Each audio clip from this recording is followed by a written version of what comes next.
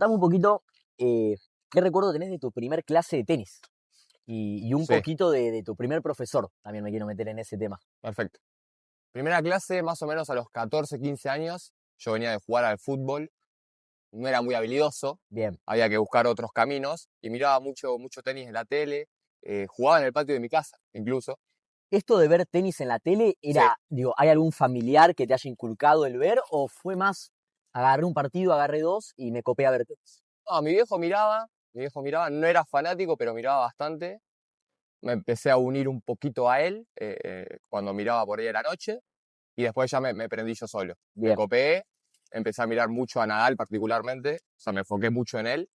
Y en un momento miraba a Nadal, estaba en el patio de mi casa con una paleta, no una raqueta, No una raqueta, una una paleta. paleta. Y bueno, 2 más 2, 4, Había que arrancar había que tenis. arrancar a jugar, había que animarse. Así que fuimos a probar a Montego, Bien. club de acá de La Plata.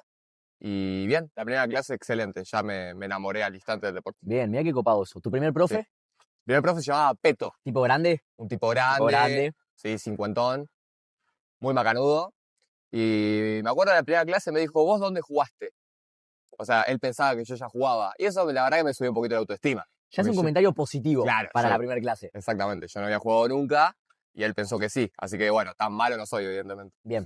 En este proceso en el que vos arrancás tenis, primero por Sí, gusto de ver un poquito en la tele, tiene que haber un momento en el que vos haces un clic y decís, bueno, a mí me encantó este deporte, mm, me gusta mucho practicarlo, pero tiene que haber un momento de hacer clic y decir, yo quiero ejercer este deporte. O sea, yo no sí, quiero ocupar el rol sí. de entrenarlo y de ser el alumno, sino el rol de ser profe. ¿Qué te acordás de ese momento? ¿Cuándo viene el clic? ¿Por qué viene el clic? ¿Quién te acompaña en esa instancia de cambio? Bien. ¿Pero para ser alumno o para ser profesor? No, para cambiar de alumno a profe. Ah, para cambiar de alumno a profe. Mirá, cuando estaba terminando la secundaria, ya estaba empezando a pensar sobre qué hacer. Se viene la facultad, se La viene el famosa pregunta de laburo, qué hago. preguntas, exactamente. Y me empecé a plantear realmente la posibilidad de ser profesor, porque es lo que más me gusta, y en ese momento me enloquecía más aún el tenis. Ahora con el paso de los años va disminuyendo un poco, pero en ese momento estaba totalmente enamorado del deporte. Las ganas de querer estar adentro de la cancha con el tiempo Totalmente. se convierten en escaparme un poco de la cancha. Claro, totalmente. Y ahora es un laburo, ya es un laburo. Bien, Pero en su momento estaba totalmente enamorado del deporte y eso hizo que, que exista la posibilidad de dedicarme a esto, bien. de que mi vida se rodee en base a esto. ¿Vos sentís que se perdió un poquito el amor por el deporte o que cambió? Sí, no, para mí se perdió. Sí, ¿Se perdió? sí, sí, sí, Fuerte la frase. sí, Bien. para mí se perdió.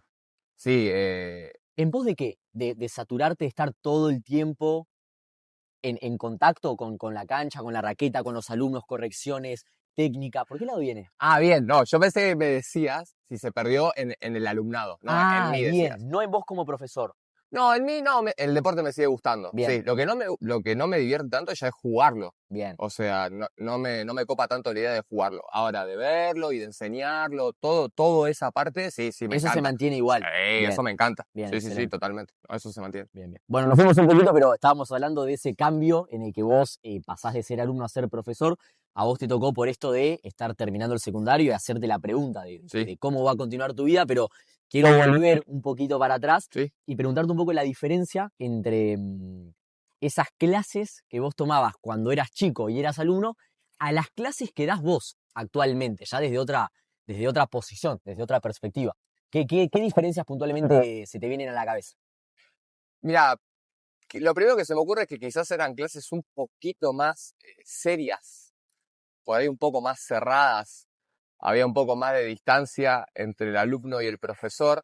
No tanta, no tanta. Bien. No es una diferencia abismal, lo aclaro, porque a veces se piensa que antes no se podía ni hablar con el profesor y nada. Todo estricto, Sí, estructurado y no era tan así no. Era, tampoco. Ok, era un poquito más cerrado, un poquito más serio, pero no era una clase particularmente, no eran clases particularmente estrictas. bien. O sea, se charlaba con el profe, nos cagábamos de risa también. O sea, pero sí es verdad que ahora el límite entre profesor y alumno está un poquito más. Pero lo podés llevar también a una relación de padre e hijo. Bien. Es lo mismo. O sea, la relación de padre e hijo antes era más cerrada y ahora son más abiertas las relaciones. Es lo mismo. Siempre caemos en el mismo tema, que es un poquito el límite, me Sí. parece, ¿no? Vos lo ves más borroso. Hoy en día es el límite que Sí. divide y que separa la relación entre Sí. profe y alumno. Sí, es difícil, creo que es la cuestión que más nos interpela, al menos a mí como profesor es lo que más me interpela. O sea, hasta dónde sí, hasta dónde no, hasta dónde se puede insultar, che, boludo, y no. Bien. Esto de tutear, de hablar. Claro, totalmente. Bien. Y bueno, hay que cortarlo eso en clase. Cuando sucede en clase hay que cortarlo. Cuando sucede afuera de la clase, se puede permitir. ¿Vos sentís que es un tema que tenés 100% resuelto? El hecho de decir, No. entendí completamente el límite y sé en qué momento frenar y en qué momento no. ¿O es algo que todavía te despierta dudas y... No, me sigue despertando dudas. Sí que estoy un poquito más pillo después de tantos años, pero a veces me quedo pensando, che, ¿y esto es hasta acá sí o hasta acá no? De parte mía hacia el alumno y viceversa. Porque también sucede que yo digo algo y después digo, che, no es mucho. Claro. O sea, de los dos lados pasa, Bien. No, Sí, no sí, solo sí, del sí. lado del alumno. Sí que está presente que cuando estamos fuera del club, que muchas veces nos vemos fuera del club, en cumpleaños y demás, ahí se relaja todo y yo permito ya Bien. un trato mucho más cercano. Perfecto. Bueno, la pregunta que te voy a hacer viene completamente de la mano. O sea, es Sí. la pregunta que está a la vuelta de la esquina cuando hablamos de la relación entre alumno y profesor. Sí. Yo quiero saber diferencias entre generaciones actuales y Sí. las generaciones de hace 10, 15 años. Sí. Capaz es mucho, yo te pido que vos te pongas en ¿por qué lo digo? Porque sos joven. Entonces, Sí. entiendo que no has tenido un recorrido muy extenso por muchas generaciones, pero vos has sido alumno, has compartido con compañeros, y yo quiero diferencias puntuales que vos notes entre esos compañeros que vos tenías en cuando vos eras alumno, ahora que vos sos profesor y te encontrás con esta nueva generación que viene cargada de sus características. ¿Qué es lo que más te sorprende? ¿Qué es lo que más cambió? Mirá, lo primero que se me ocurre es que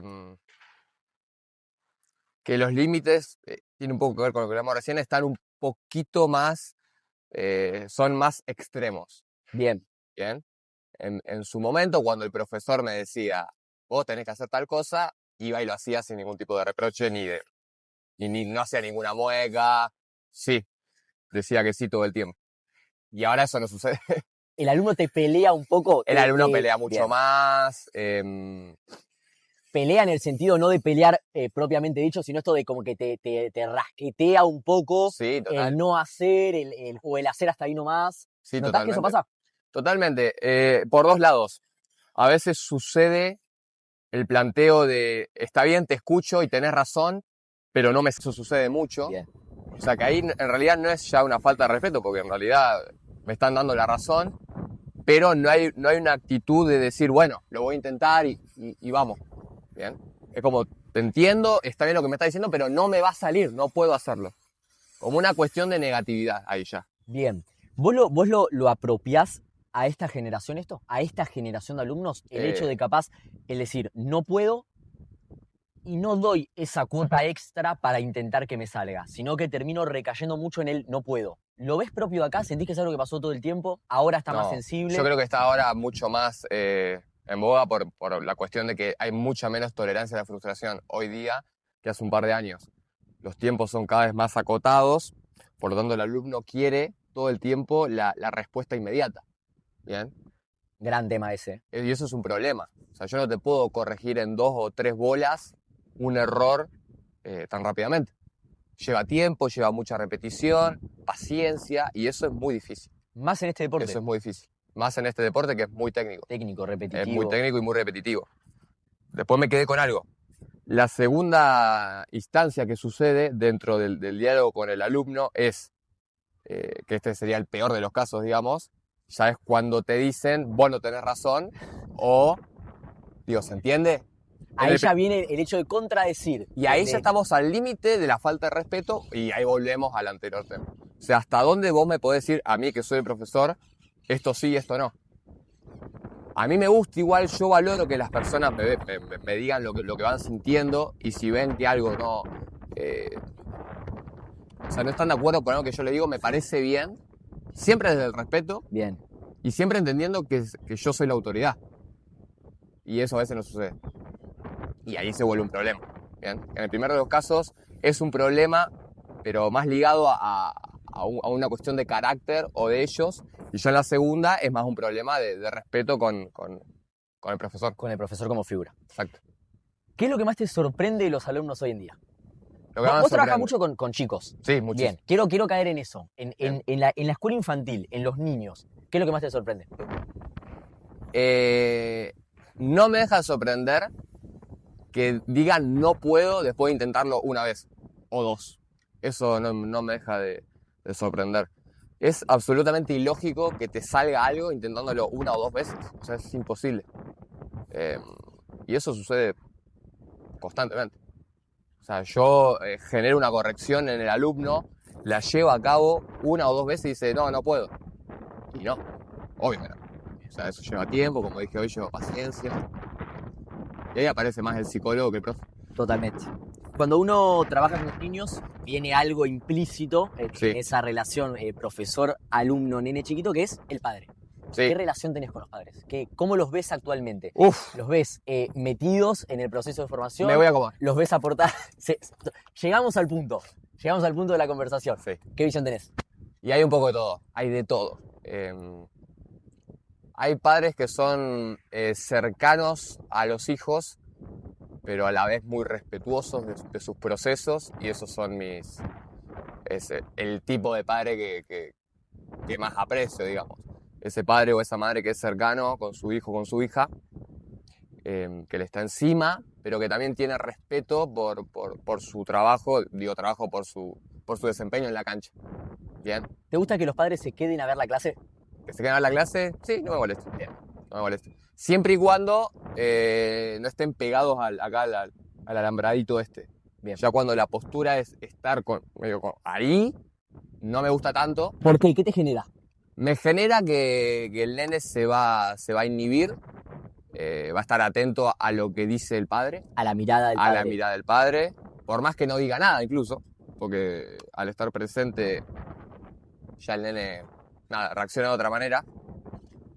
También quiero aclarar, si faltan 5 minutos de clase, estamos haciendo un juego, viene un padre y se pone ahí, bueno.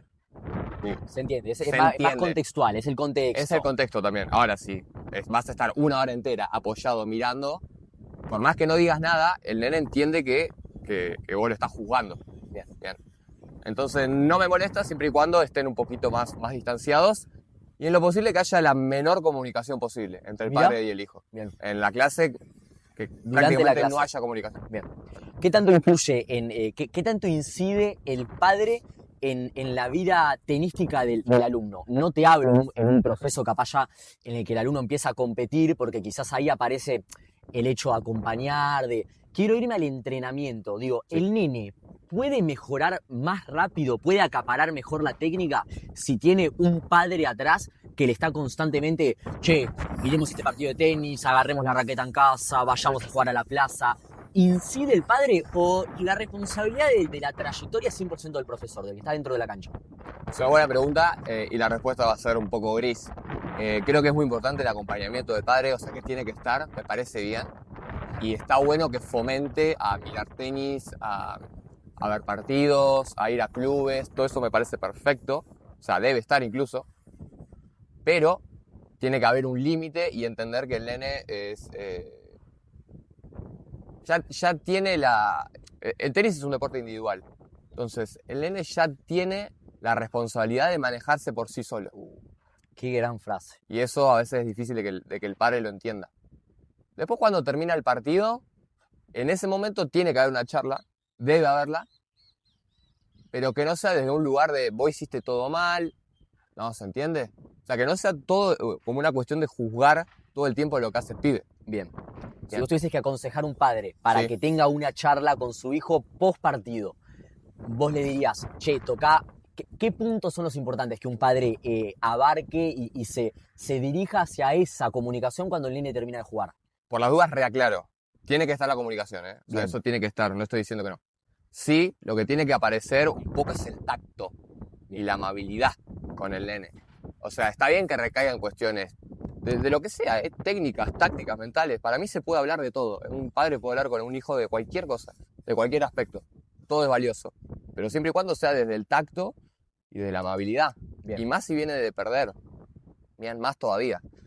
Em, porque los chicos son nenes, a veces se van calientes del partido, y lo que menos quieren es escuchar a alguien recriminándoles errores que a ellos seguramente les duelan más que a sus padres mismos. O Totalmente. sea, el nene es el primero que le duele y que le molesta lo que sucedió. Bien. Eso no significa que no se hable. Se habla, pero con tacto, con cariño, con tranquilidad. Bien. Nada, eso. Es un lindo tema porque el padre, digo, también imagino, debe tener que aprender a comunicarse de esa forma desde lo deportivo, porque yo pienso en un padre que capaz trabaja en una oficina y bueno, no necesariamente debe conocer los puntos para comunicarse con un hijo en el sentido de la competencia. Está bien que el tacto capaz uno lo tiene de manera innata y comprende la situación, pero capaz hasta tiene que haber un proceso de formación para el padre para saber cómo dirigirse con su hijo, al menos desde lo Totalmente. deportivo. Totalmente. Bien. Por eso es sorprendente cuando después de un par de años el padre o la madre sigue siendo de la misma manera. O sea que no hubo un aprendizaje ahí. O ¿Te sea, has encontrado con esa situación? sí, sí, totalmente. Y me llama la atención porque después de tantos años de recurrir en lo mismo, no se dan cuenta que en realidad están perjudicando a su hijo o a su hija. Pero bueno. Te voy a dar tiempo de pensar para esta respuesta. Dale, mientras me como un chipá. Sí, dale tranquilo, dale tranquilo. Te voy a dar tiempo de pensar, de que lo analices. Quiero alguna anécdota que tengas de tus clases, propiamente, ya sea buena o mala. No hace falta que tenga una connotación. Quiero una anécdota divertida, buena, mala, que te hayan hecho renegar, que te hayan hecho reír, algo que te haya sorprendido, que te haya pasado una sola vez y nunca más te haya vuelto a pasar.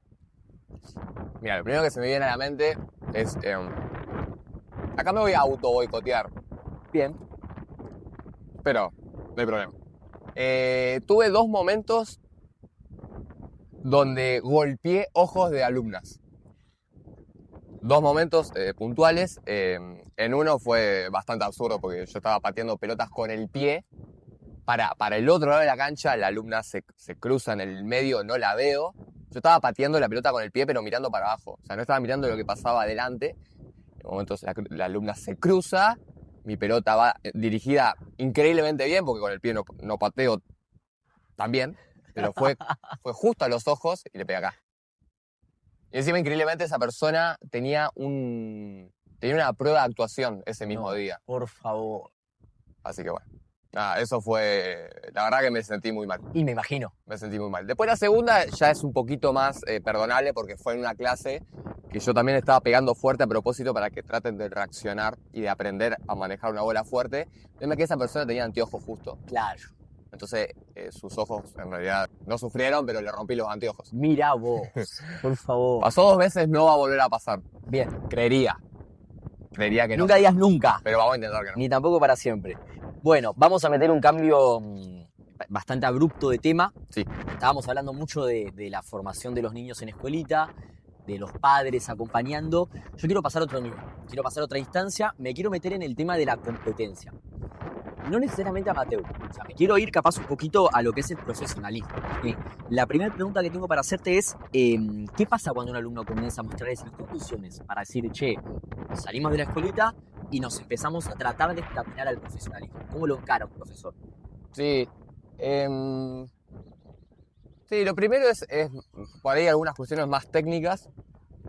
Ya sea cambiar la forma de agarrar la raqueta, cambiar los golpes, mejorar la raqueta que ella tiene. Eso también es muy importante. Buen tema. Cuando ya empiezan a jugar mejor, no es lo mismo la marca, no es lo mismo el peso de la raqueta. Ahí ya empieza a volverse algo mucho más específico. En principio, todo eso. Después la charla con el padre. La charla con el padre que incluye la realidad, básicamente. Es decirle que le demos condiciones, no para ser profesional, porque tampoco podemos llenar de ilusiones ni a los padres ni a los nenes, pero sí que le demos condiciones de crecer en el deporte. Bien. No de llegar a ser profesional, pero sí de crecer y de mejorar en el deporte y llegar a un buen nivel. Y a partir de ahí, competir. Bien, es volumen de competencia. Volumen. A eso Competir lo máximo que se pueda, siempre, bueno, dentro de lo probable porque es muy, muy caro el deporte. Bien, mira, ese tema lo vamos a tocar más adelante. Sí. ¿Cuál es el rol del profesor en esa instancia, del profesor de tenis. ¿Por qué te lo pregunto? Porque uno sabe que cuando el alumno empieza a mostrar condiciones y, como decís vos, quiere intentar volcarse al profesionalismo, empiezan a aparecer otros roles a ocupar. Empieza a aparecer el preparador físico, capaz Sí. el nutricionista, capaz el psicólogo deportivo, empieza a aparecer el entrenador y otro coach por separado. Tu profesor, vos formaste al nene, ¿qué rol ocupás? Buena pregunta. En ese momento es empezar a coordinar con todas esas áreas. Bien. O sea, tratar de sumarle el psicólogo deportivo fundamental hoy día, y nutricionista también. O sea, son dos cosas que son muy, muy importantes, son fundamentales. Tratar de ejercer, de ser el nexo con toda esa gente. Bien. Para que el nene pueda empezar a crecer sin depender exclusivamente del profesor, ¿no? Y que tenga todo un acompañamiento un poquito más grande. Pero el nexo sigue siendo el profesor. El nexo sigue siendo el profesor, exactamente.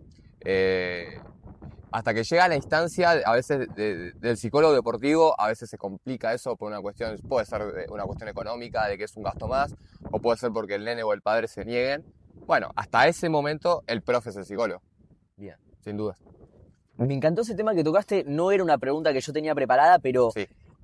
¿qué supone que el profesor de tenis también cumpla un poco el rol del psicólogo? Hasta que el día de mañana se pueda acercar económicamente a un especializado en el tema. Previo a eso, el nene recurre a vos como psicólogo y digo, ¿cómo es tu preparación? ¿Qué temas tocás? ¿Qué temas no tocás? ¿Cuánto te preparás para cumplir esa función? Que en realidad no es para la que vos estudiaste, ni para la que vos te recibiste, ni para la cual estás completamente preparado, porque es una realidad. Sí, no, Eso es totalmente. una especialización aparte. Totalmente. Depende de muchos factores. Primero depende del nene o de la nena. O sea, no todas las formas de ser son iguales.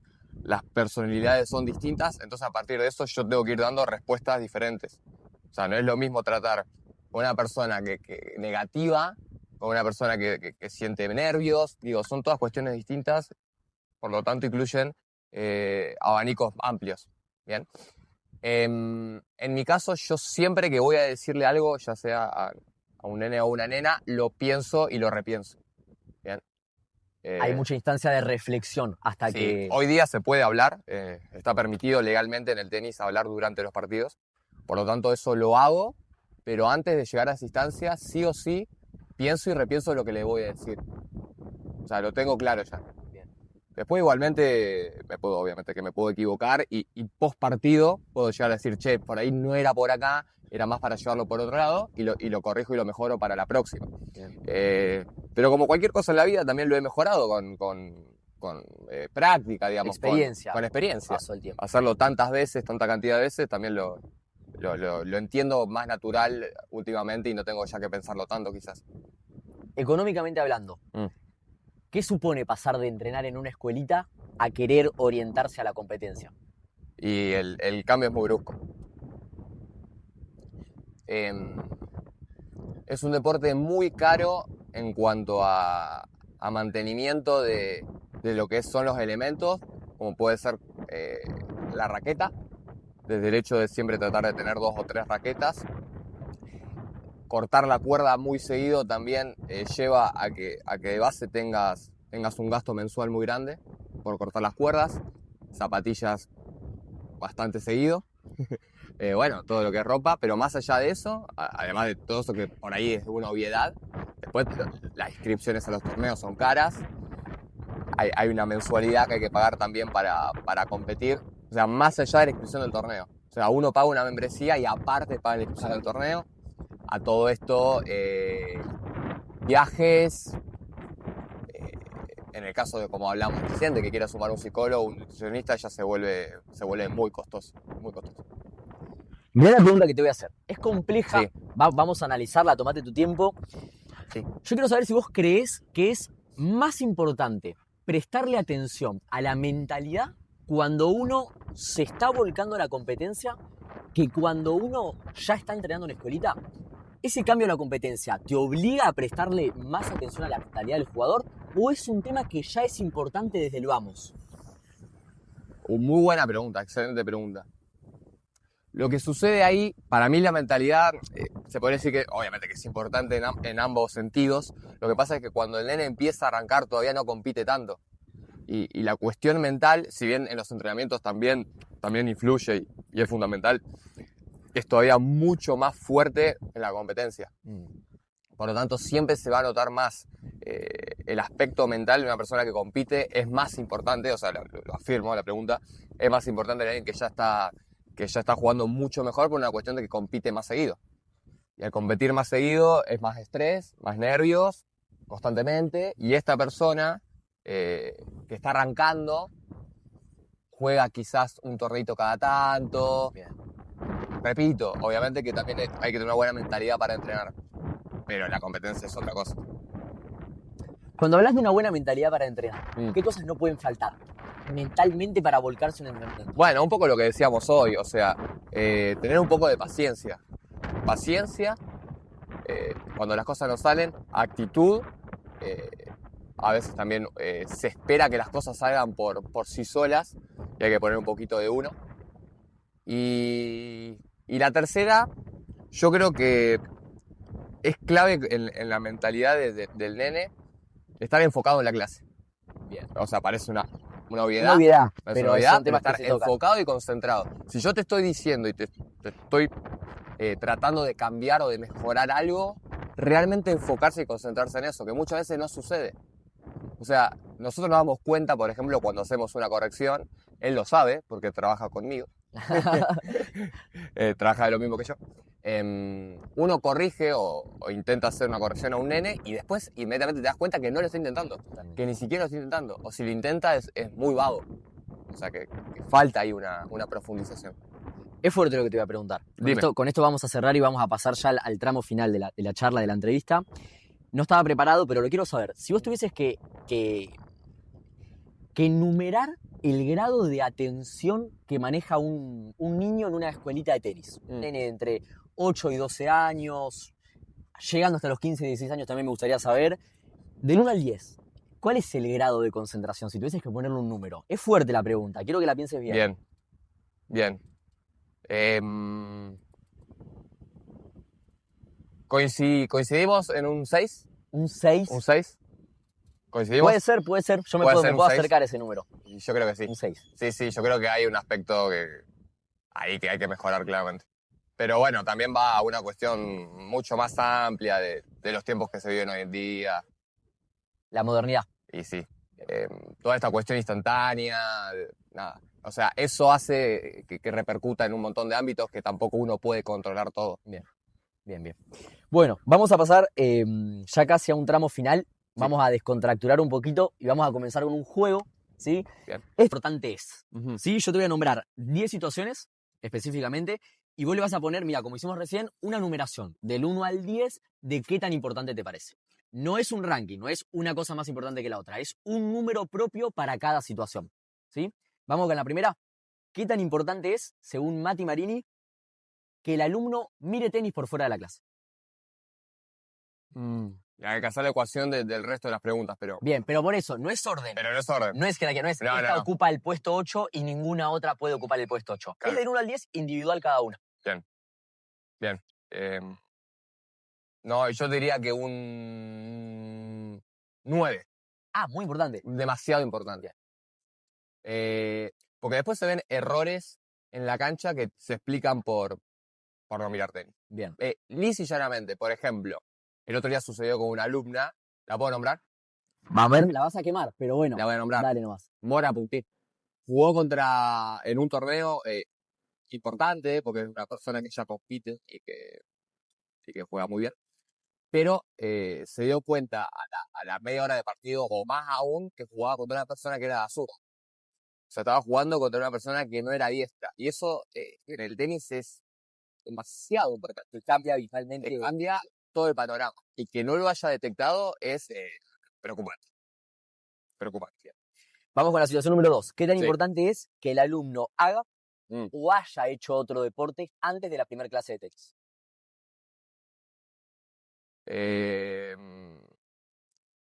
8. 8. Muy importante, sí. Sí, porque cuando el tenis es el primer deporte se nota. Igualmente seguramente pasará lo mismo en cualquier otro deporte, ¿no? Totalmente. Pero siempre mejor que ella venga con una motricidad, una coordinación, mejor todavía. ¿Qué tan importante es que el alumno tenga contacto con la raqueta Mm. por fuera de la clase? No, 5. Bien. ¿No te parece tan... No. No, y menos hoy día. O sea, la probabilidad de que un alumno agarre la raqueta hoy día es realmente nula. O sea, yo hoy como está la generación actual, que entrenen 2 horas acá a morir, enfocado, concentrado y después que haga lo que quiera. Bien, ya eso es cumplir para vos. Sí, total. Bien. ¿Qué tan importante es para el aprendizaje del alumno que Sí. construya amistades dentro de la clase? Un montón. Voy a decir 8. Podría ser 9. No, muy importante. Muy importante porque también es un motivo por el que seguir viniendo. Muchas veces cuando la competencia o cuando el deporte mismo te lleva a lugares negativos, que es normal aparte, porque el tenis es complejo, es difícil, es estresante, las amistades muchas veces te sostienen y hacen que sigas viniendo. Bien.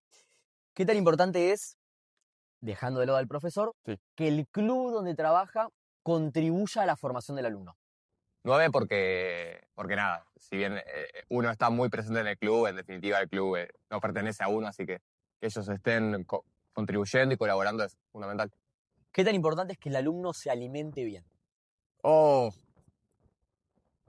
Mira, me gustaría dejar el 10 para alguna otra, pero puede ser que sea esa. O sea, quiero que el 10 no tenga solo una respuesta. Bien, O sea, voy a decir 9, ok. porque imagino que puede haber una más importante, pero es muy importante. Que se alimente bien. Sí, totalmente. De hecho, nosotros hemos llegado al punto de obligar al alumno a desayunar Bien. antes de jugar. Si no, no juega. O sea, así de simple. Si no desayunas, no jugás. ¿Qué tan importante es que el alumno, además de entrenar, compita aunque sea de forma amateur? No, importantísimo. 8. No, siempre. Siempre que la competencia llegue, cuanto antes va a ser mejor. A veces, contrariamente a lo que se piensa, que a veces se deja la competencia para más adelante. No, en lo posible, cuanto antes mejor para que el nene empiece a normalizarlo y a tomarlo como algo natural. Que no sea, ay, el domingo tengo que competir. No, que lo empiecen a tomar como algo más Natural. cotidiano. Bien. Totalmente, mejor. ¿Qué tan importante, mira, justo hablamos de la competencia, qué tan importante es que se dé un ámbito de competencia, Sí. pero dentro del entrenamiento? 7. O sea, está bueno y hace que, nada, la competencia hace obviamente que uno se exija un poco más, pero bueno, no creo que sea el hábito más, o sea, el punto más importante. ¿Qué tan importante es el descanso y la recuperación? Ay, qué buena pregunta. Mira, te voy a decir 7. Bien. O sea, es importante, pero la realidad es que a esa edad, estamos hablando de nenes, o sea, salvo que te duermas un día a las 4 de la mañana, si más o menos te dormías a las 12 y te levantás a las 7, 8, estás sobrado. Bien. Sí, no. Sí, no, eso está buenísimo aclararlo, que obviamente estamos hablando siempre en pos de una escuelita de niños de 10, 11 años. Sí, claro. Ya cuando entras en instancia del profesionalismo, prácticamente todos los temas que estamos nombrando pareciera ser un 8, 9, 10. Sí. Estamos hablando de lo que es una escuelita infantil que Sí, los totalmente. límites se extienden un poquito. Y ese cambio cuesta a veces cuando el nene pasa de eso a un aspecto más profesional, cuesta. Totalmente. Porque todo, como decís vos, todo es un 9 y todo es un 10. Bien. O sea, todos los aspectos tienen que estar cubiertos y ahí se complica. Se complejiza. Sí. Bien, vamos con la última. Dale. Así que, Si no cambio el 10, o sea, vas a tener que mover el 10, me parece, porque esta última es qué tan importante es que exista una preparación física específica para complementar la formación de la clase. Sí, no, es importante. No es un 10, puede ser un 8. Es importante, porque el tenis es un deporte de contrafísico, pero el 10 se lo voy a dejar a la alimentación. A la alimentación. Sí. Sinceramente me sorprendiste. Sí. No pensé que el 10 estaba por ahí, pero... Se deja la alimentación, aparte también por una cuestión de futuro. No puede ser que un nene o una nena no desayune, no puede ser que esté todo el día sin desayunar. Ya ni siquiera por el tenis, en general. Es parte Sí, de la vida. Es parte de la vida. Mati, vamos a cerrar la entrevista. Hasta acá llegamos. Bueno, todo es dolor. Mirá, te lo vamos a cerrar de la siguiente forma. Decime. Yo te voy a agradecer un montón por tu tiempo, por haberte tomado el tiempo de acá venir a a compartir conmigo y a aportarme información desde tu lado, desde tu perspectiva como profesor. Pero la entrevista la vas a cerrar vos. Y la vas Bueno, a cerrar con una conclusión de esta vocación que vos ejercés. Una conclusión de qué significa para vos ser profesor de tenis, qué significa para vos trabajar en el lugar en el que trabajás, qué significa para vos relacionarte con la gente que te relacionás, tus alumnos, tus compañeros de trabajo. Este último tramo del video es meramente tuyo. bien. Totalmente agradecido con la vida y con las personas que hicieron posible que yo pueda dedicarme a lo que amo. Totalmente. Em, Siento que por suerte hay un respeto muy grande hacia mí de parte de la gente en todo el club. O sea que eso lo valoro un montón. Y después, el hecho de trabajar de lo que te gusta y lo que amás, yo creo que es invaluable, realmente. A veces uno está un poco cansado o caliente o lo que fuera, y él me entiende porque lo sabe y piensa igual que yo seguramente, pero por más que suceda todo eso, en un momento decís, pero estoy en el lugar que quiero, estoy trabajando lo que me gusta, y hay gente que se está quejando igual que yo en una oficina encerrado y haciendo algo que realmente no le entusiasma. Así que, no, te diría que quejarse sería de desagradecido.